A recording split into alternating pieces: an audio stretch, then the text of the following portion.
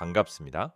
경매하는 공인중개사입니다. 오늘은 겉으로 보면 괜찮아 보이지만 경매 기준으로 보면 굉장히 애매한 상가주택 한 채를 말씀드리려고 합니다. 감정가 15억 5천, 표면 수익률 13.8%. 경매를 조금이라도 해보신 분들은 아시겠지만 경매에서 이 정도 수익률은 높다고 보기 어렵습니다. 권리 리스크나 명도 리스크까지 감안하면 경매에서는 보통 최소 20% 이상은 나와야 입찰을 고민할 수 있는 기준이 됩니다.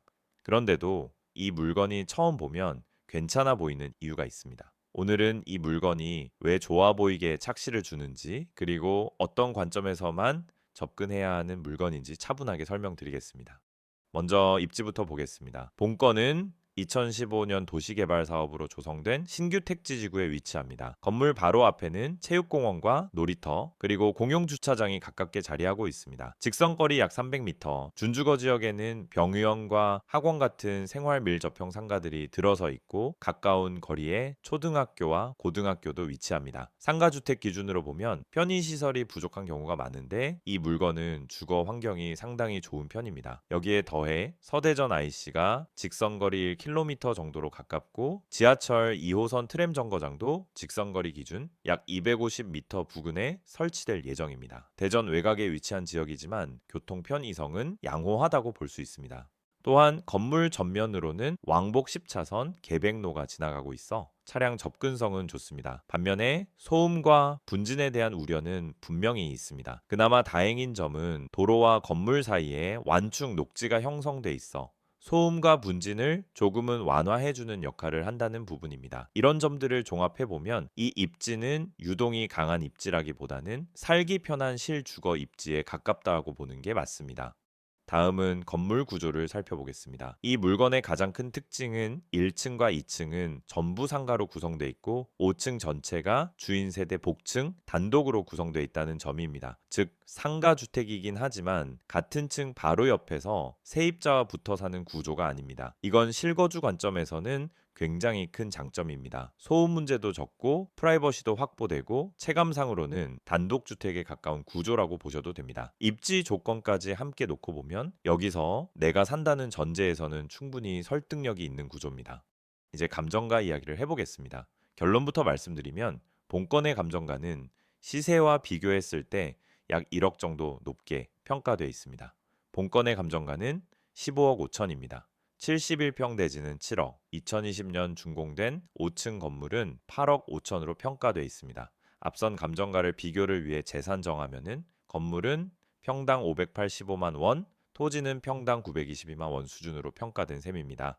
먼저 실거래를 보면 블록 안쪽에 위치한 평범한 매물을 제외하고 본건과 입지 유사성이 있는 거래 사례의 경우 토지 기준 평당 약 800에서 900만 원대에 거래되었고 현재 시장에 나와 있는 중개 매물들을 보면은 토지 기준 평당 800만 원 전후에서 형성돼 있습니다. 가장 저렴한 매물은 평당 700만 원 초반, 가장 비싼 매물은 평당 900만 원 초반 수준입니다. 이런 사례들을 종합해 보면 본건의 토지 시세는 평당 약 800에서 850만 원 정도로 추정할 수 있습니다. 그런데 본건의 토지 감정가는 평당 922만 원으로 책정돼 있습니다. 만약 토지 가격을 시세 수준인 평당 850만 원으로 놓고 총 감정가를 보정해 보면 약 14억 5천 정도가 됩니다. 이렇게 보면 본건의 감정가는 시세 대비 약 1억 정도 높게 평가돼 있다고 볼 수 있습니다.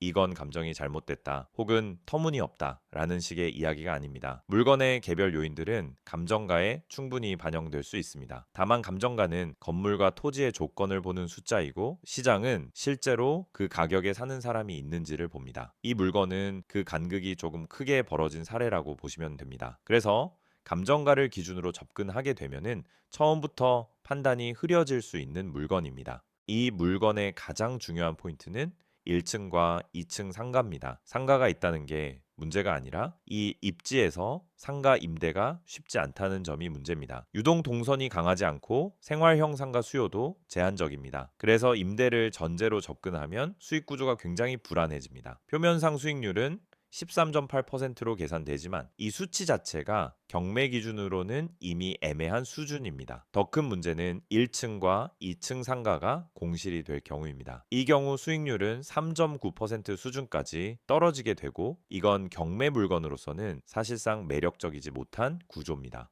그래서 이 물건의 결론은 비교적 분명합니다. 이 물건은 임대 수익을 만들 물건이 아닙니다.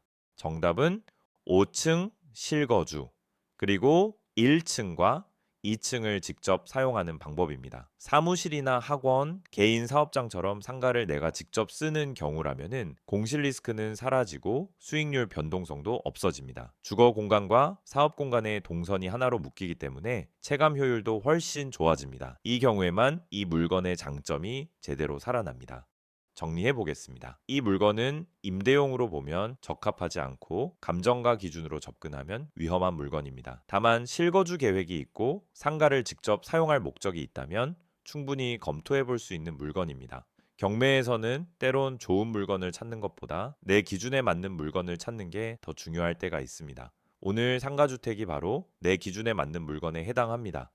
지금 고민 중인 물건의 수익성은 어떨지, 매매가는 적당한지, 입찰가를 얼마까지 써야 할지 헷갈리신다면 영상 속 연락처로 문의 주시면 분석을 도와드리겠습니다. 오늘 영상도 도움이 되셨다면 구독과 좋아요 꼭 부탁드리고요. 지금까지 경매하는 공인중개사였습니다. 감사합니다.